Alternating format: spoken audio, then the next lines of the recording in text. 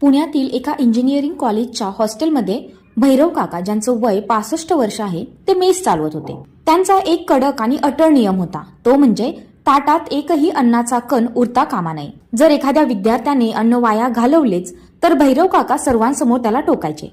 कधी कधी तर ते विद्यार्थ्यांच्या ताटासमोर उभे राहून तोपर्यंत जागेवरून हलत नसत जोपर्यंत तो शेवटचा घास संपवत नाही. यामुळे कदाचित मुले त्यांना कडक काका किंवा हिटलर म्हणत. एके दिवशी रोहन नावाच्या एका श्रीमंत बापाच्या मुलाने ताटातील जेवण शिल्लक ठेवले.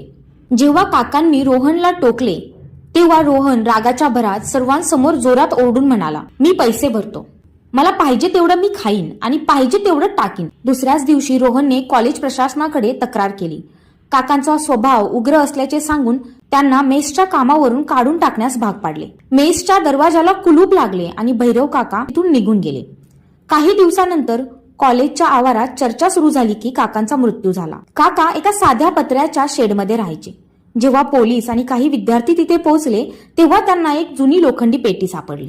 त्या पेटीमध्ये यांना एका कुपोषित मुलाचा फोटो सापडला, जो काकांचा स्वतःचा मुलगा होता आणि अनेक वर्षापूर्वी अन्नाअभावी तो मरण पावला होता.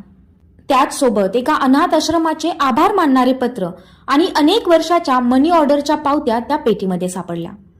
रोहन आणि इतर विद्यार्थ्यांना तेव्हा समजले की काका मेस चालून मिळणारा प्रत्येक पैसा अनाथ मुलांना जेवू घालण्यासाठी पाठवत होते.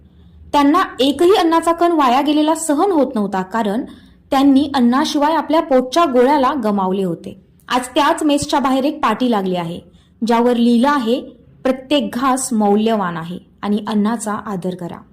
ही कथा तुम्हाला कशी वाटली कमेंटमध्ये नक्की सांगा.